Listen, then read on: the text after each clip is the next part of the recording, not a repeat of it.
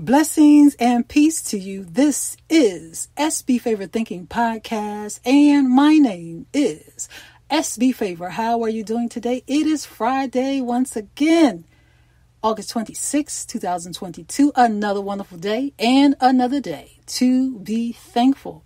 And as I always say, if you focus on what is good, then you can project something good to happen. So make sure you are keeping your thoughts on the things that edify you. Keep your thoughts on the things that build you up. Keep your thoughts on the things that give you joy and peace, because it does not benefit you at all to focus on the things that are negative. So focus on what is good.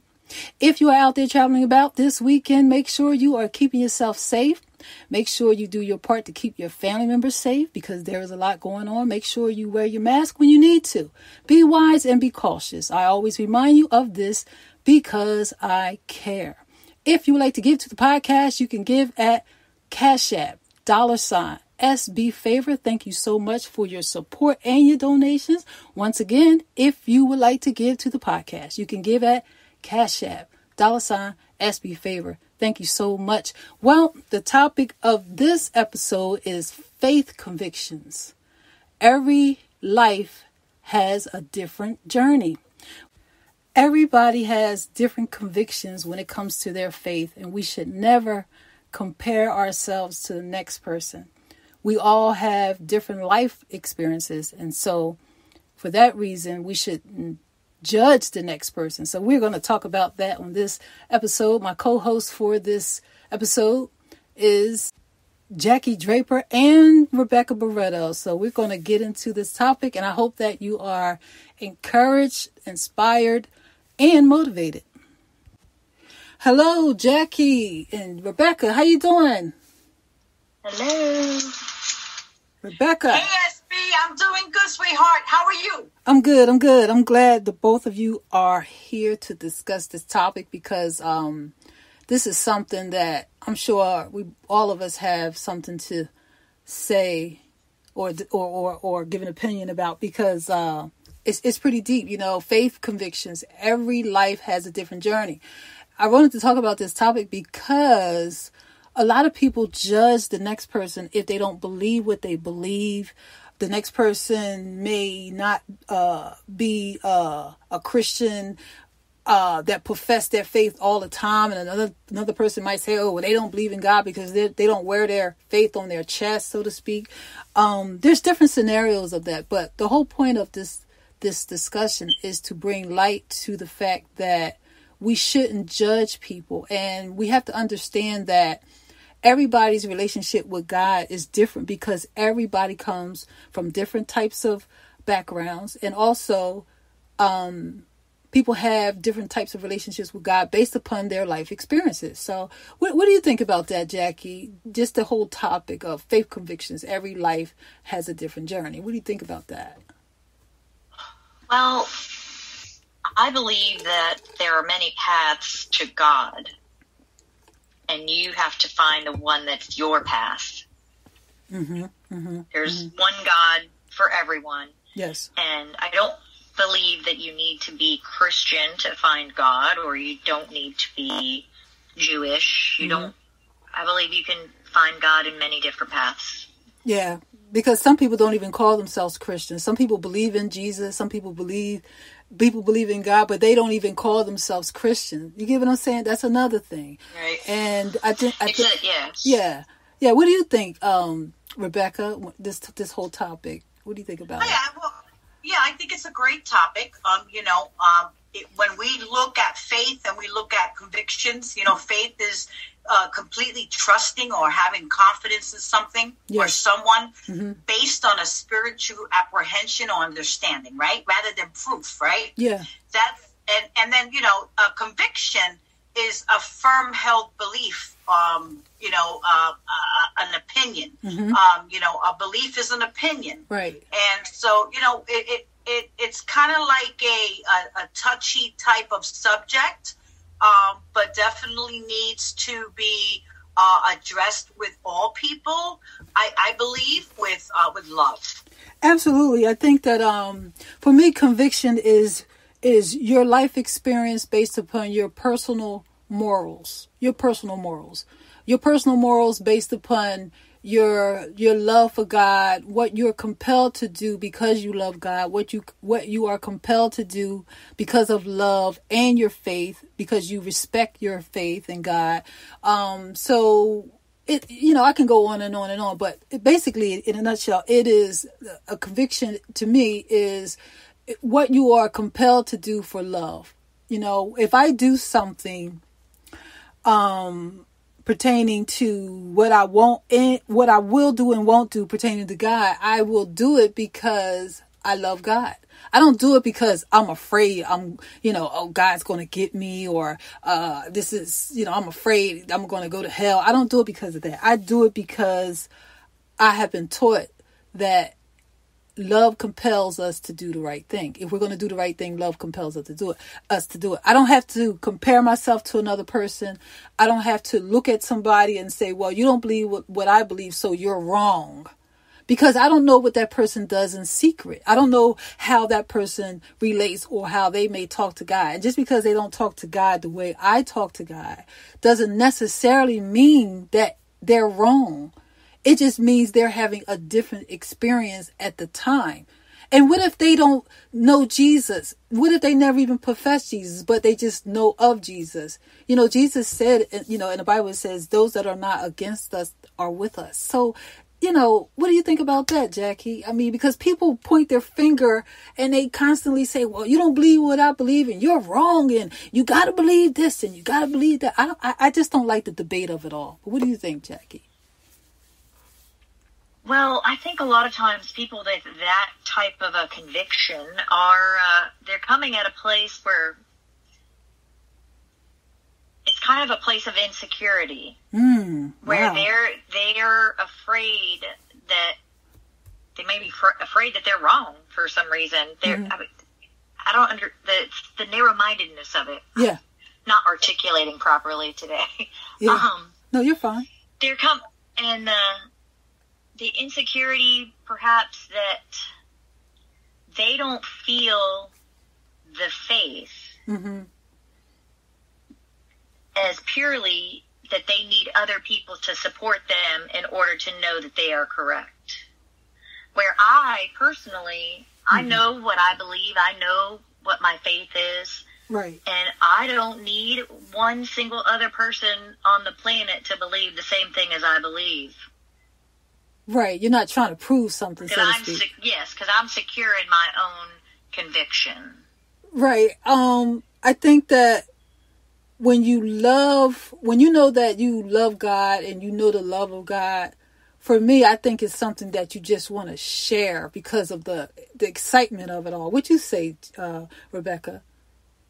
Yeah, for some reason, what comes to my mind, and I can't explain why, but, it comes to my mind. There's a story that talks about that there was a group of people that, loved Jesus so much that they followed him everywhere he went, right? Mm-hmm. And he was up on a mountain, he's speaking to them, and, he told, his followers, feed them. Mm-hmm. And they said to him, but we only have, 5 loaves of bread and 5 fish. How are we going to feed thousands of people, right? Mm-hmm. Mm-hmm. So, what happened? And what happened? What happened was that Jesus did a miracle, and he produced and he multiplied the bread and the fish, right? For everybody. So mm-hmm. I could imagine that the people that were there, okay, mm-hmm. I believe that maybe their opinion right. changed to a conviction based on what they saw. And it allowed them to have a firm belief right. In their self based on what they witnessed with their own eyes. Yeah, thank you for sharing that, because that's an excellent point. And that goes to the point, according to what I said earlier, is that if a person has never experienced God the way I have experienced God, it doesn't necessarily mean that they're wrong. It's just a different experience, right? A friend of mine said to me yesterday, she said her hairstylist doesn't believe in Jesus. She doesn't believe nothing according to who he is, what he said, or nothing. And I said to her, it's okay. I said, she's on a certain type of journey and she will get there. I said, but guess what? Do not debate with her. Do not criticize her. Don't condemn her. Don't say anything that's going to make her feel bad about who she is. I said, it's okay.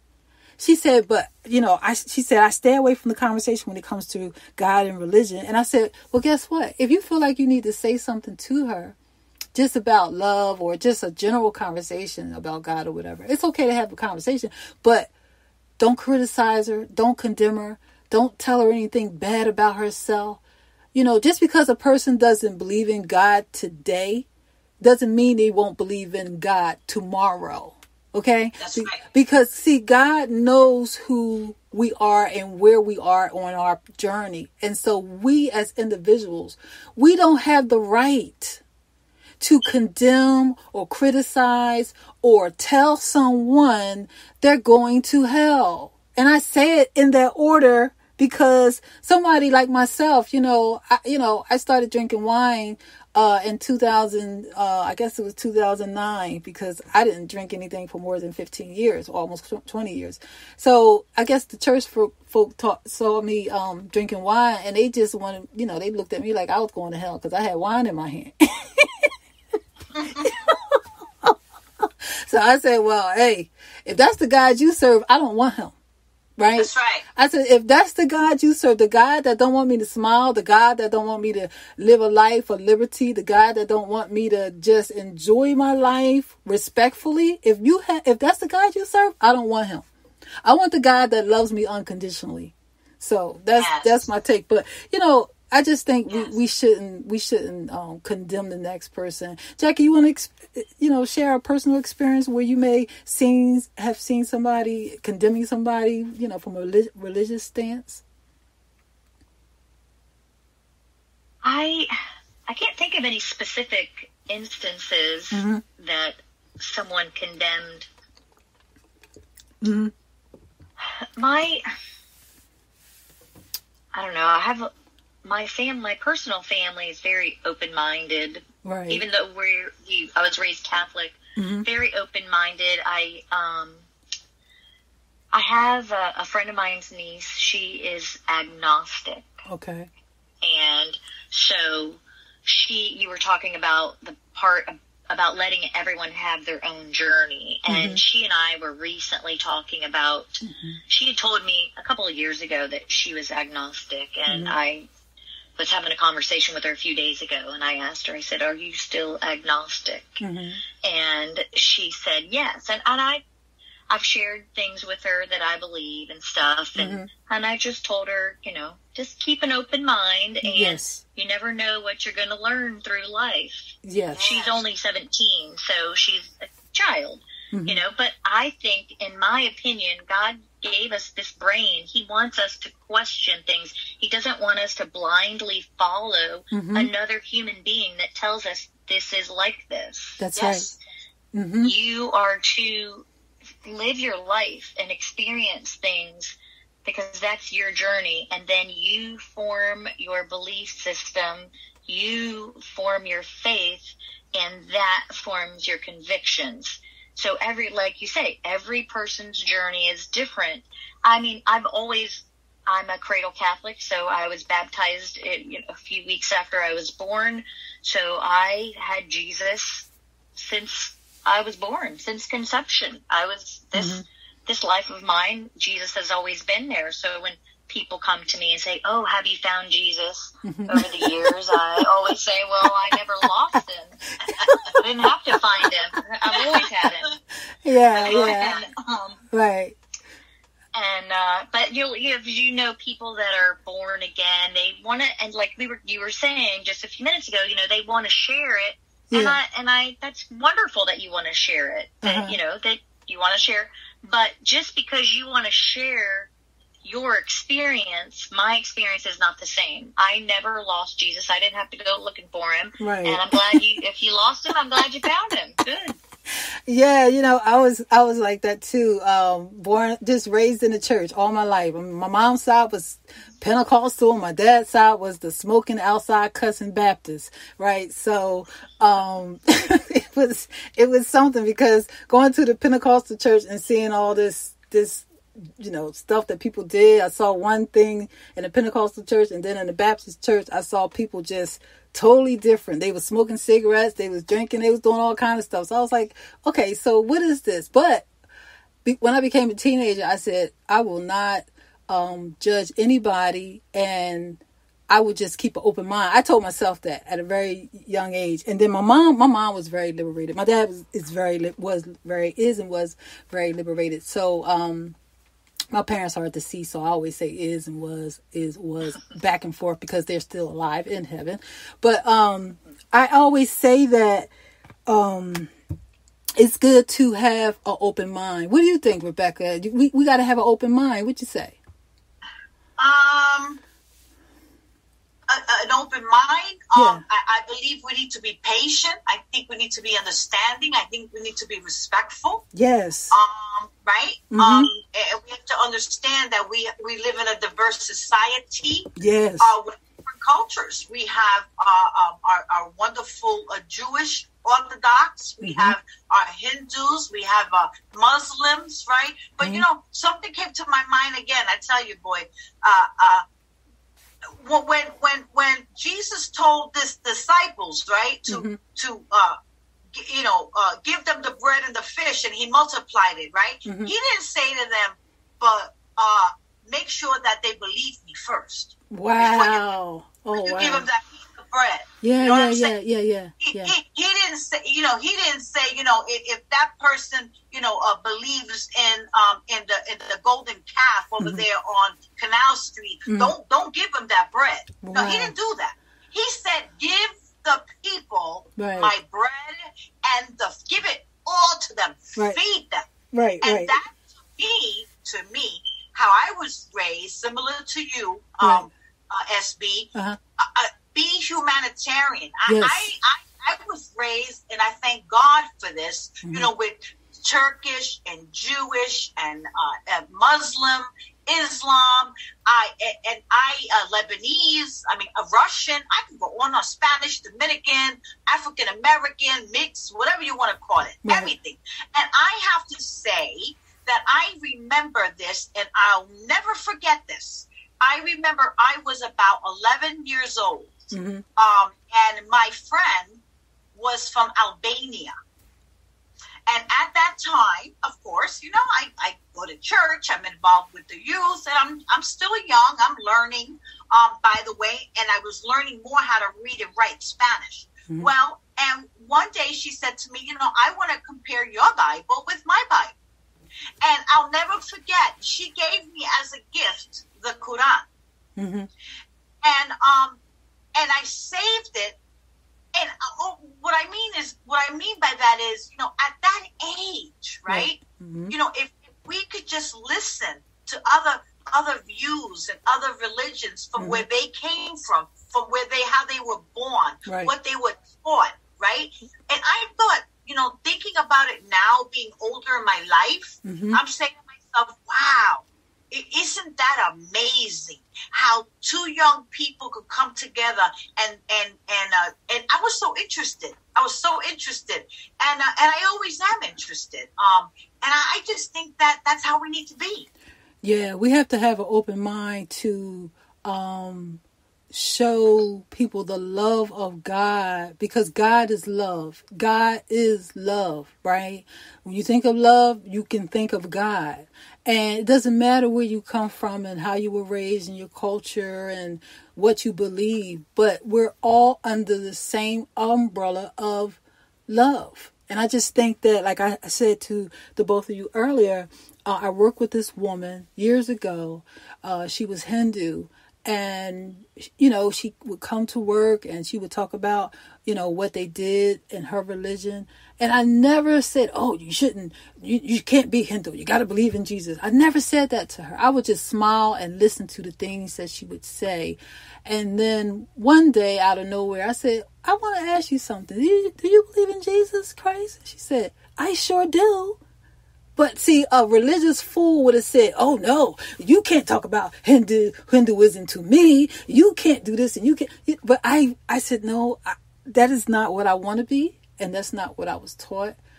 And that's not what I'm going to be. But guess what? I think that when a person grows up surrounded with a lot of religion, it's easy to be condescending and self-righteous, and you gotta be, you gotta be careful with that, people. I mean, because everybody deserves to partake of the love of God. God has made his love available to us, and everybody deserves it.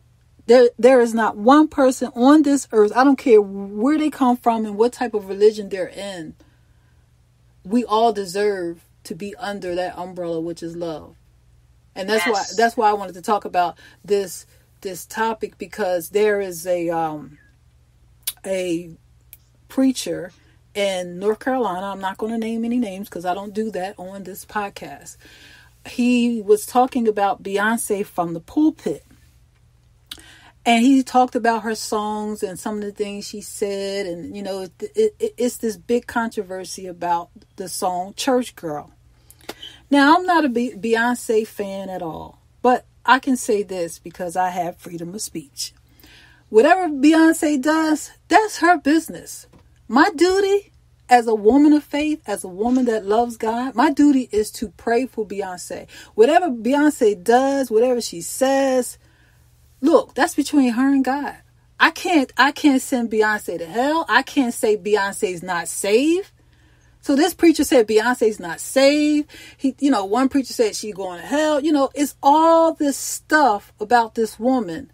Some of the stuff that Beyonce says in her music. Look, like I said, that's between her children, her life, her God.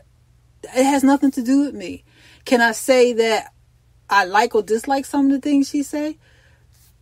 Yeah, I dislike some of the things she says. That's why I don't listen to everything she does. But guess what?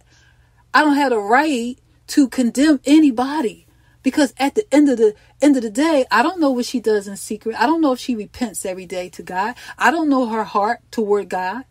I can only pray that she has a better influence so that more women can follow her, in a way of more light. And I say in a way of more light, meaning like, bring God into it more, so that women can understand their identity more when it comes to God, and that's my take on it. But, when I see preachers talking about these secular artists from the pulpit, I ain't with that. I have an issue with that, because I believe that on Sunday morning, people are coming to hear about hope. If somebody's talking about a secular artist from the pulpit, to me, that's like gossip. That's gossip from the pulpit. What'd you say, Rebecca? You think that's gossip from the pulpit? Okay. Listen, everything that you just said, you said it with a lot of grace. I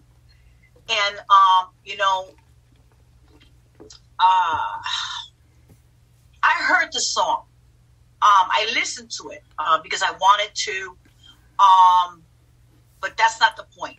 Right, right. And it's not the point. The point is, with pastors, bishops, apostles, whatever you want, whatever level they are, I feel for there's a time and a place for everything. And I'm going to give you an example. Okay.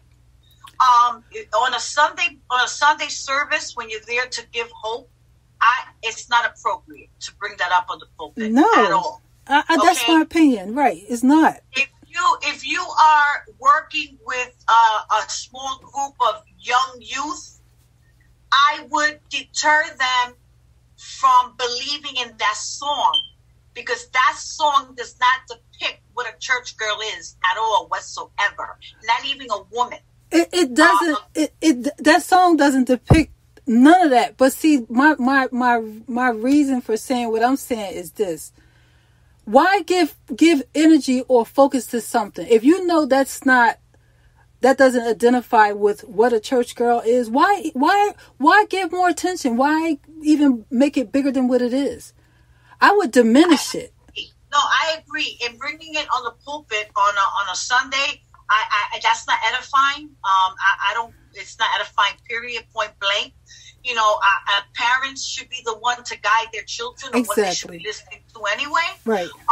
I don't feel that it's necessary to be in the pulpit. I agree with you 100%. What about you, Jackie? What do you think about that? Do you think that it's when people get up on Sunday morning and start talking about secular artists, you think that's the right thing to do? I mean, like, I think if I was in that church that morning, I would have walked out. I wouldn't sit there and cheer him on and say, oh, yeah, that's right. That's right. No. No, because I love Beyonce, by the way. Sorry, I don't mean to interrupt. I always have. I think she's a great actor. Artist. Everybody, you know, they have their choices of music, but I love her. I see her. There's something about her that touches my heart. So, what about you, Jackie? What do you think about that?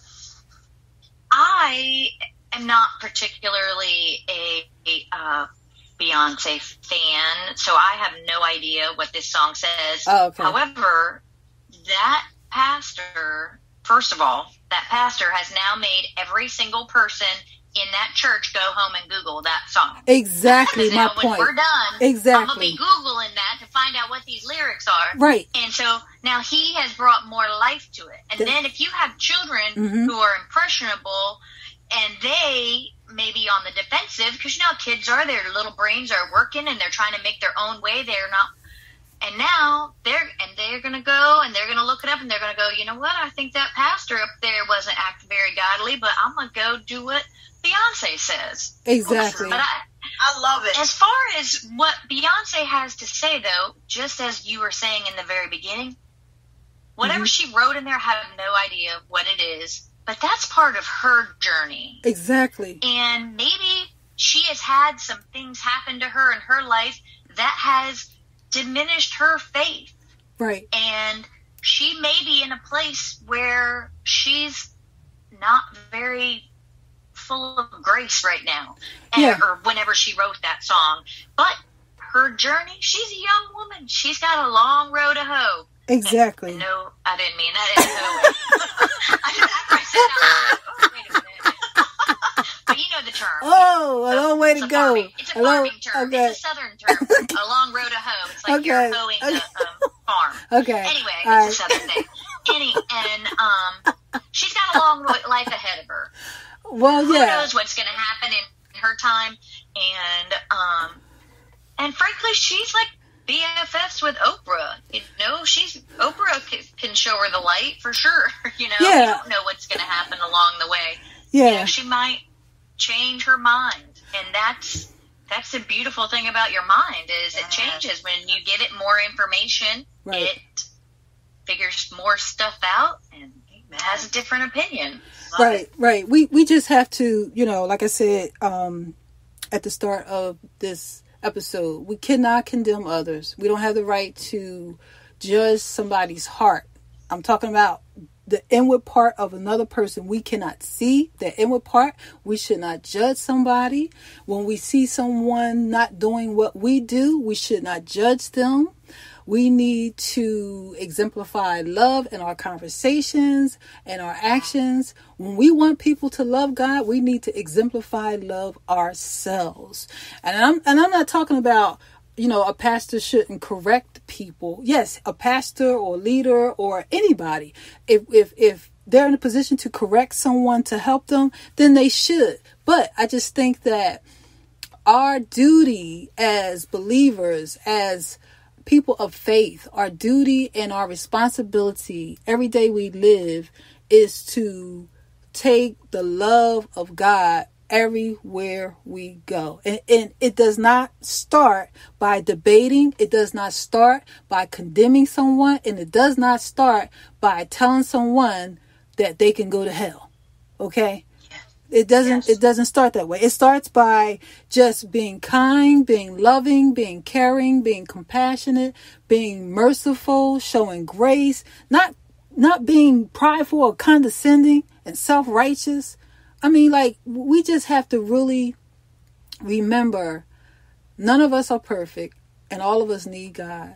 So I hope that you listeners got something out of this, because it's just important to think about what the love of God is. And if he allowed you to experience, don't you want somebody else to experience what you experienced? Don't you want someone else to partake of the sweetness of who God is? Because he's a beautiful being. He's beautiful. Yes. Yes. And if you are condemning someone, how are you helping them if you are condemning them? You know, you could be Catholic, Pentecostal, you could be a Muslim, you could be any religion, of any religion. My point in saying what I'm saying is that we don't have the right to bring harm to someone. We need to love people to help them to get to God, not push them away from God. So we're going to wrap it up. And before we wrap it up, I just want to say one more thing. It's important to be humble to learn about the next person before you condemn, not to condemn them. Be humble to learn about the next person, not to condemn them. Gain clarity about another person's experience to understand who you are in the company of. Have a conversation without judging them and pray to understand. Yes. And as we said, have an open mind. So, Rebecca, do you have anything else you want to share real quick? Because we're going to wrap it up. No, the only thing is, listen, when we wake up every morning, put on love. Don't walk out the door. Don't pick up the phone until you put on love. Put on love. Well said. Jaki, you have anything else you want to share? Yes, I was just going to piggyback off what you said is whenever I have a conversation with someone who believes differently than me, I ask them, what do they believe? How did they come to this belief? I want to learn from them. Yes. They're going to, and other people are going to be much more open to listening to what you have to say if you're opening to listening to what they have to say. You may have something for each other, even. Absolutely, because when you think about all the great spiritual leaders of the world, when you think about anybody, you can Google any spiritual leader, any spiritual leader that led by the spirit of love, you will find that that's what unites all of us. Love unites all of us. So don't criticize the next person if they're not what you are or doing what you're doing. Don't criticize them, but be open-minded, be humble to learn, ask questions, listen like Jaki said, and you will have something to exchange instead of you just sharing your experience if you're that person that might be the judging person, excuse me. But we're going to wrap it up.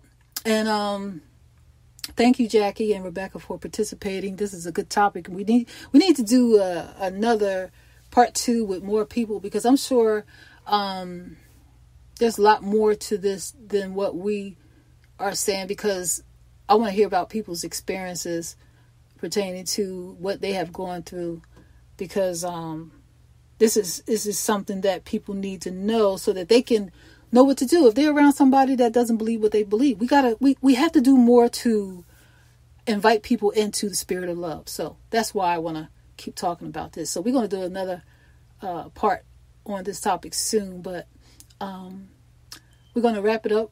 And thank you again for participating. And this is just a good topic. I'm going to keep talking. I know, my pleasure. It's awesome, and it's just a sweet spirit here right now. And you know, anytime you talk about love, you don't wanna. You want to still be. You want to be in that circle of love. Absolutely. So on that note, listeners, thank you so much for tuning in to SB Favorite Thinking Podcast. If you need to reach me, you can reach me at sbfavorite@yahoo.com via email. You can also find me on Facebook, Twitter, and Instagram. I also have a TikTok handle. All of my handles are SB Favor. And you can find me on YouTube, and you can find me also wherever you may listen to podcasts. Amazon, Audible, Apple, Google. I'm there. Subscribe, and make sure if you have problems finding me, just Google SB Favorite Thinking Podcast and you will find me. Make sure you leave me some feedback and subscribe to my YouTube channel. I thank you once again for listening. And if you would like to give to the podcast, you can give at Cash App, $SB Favor. Thank you so much, listeners, for tuning in. And one more thing I got to say, make sure you share the podcast with others. Share. Yes, share. because this is good stuff. We got more good episodes coming your way soon. Thank you, and have a safe and good weekend. Talk to you soon.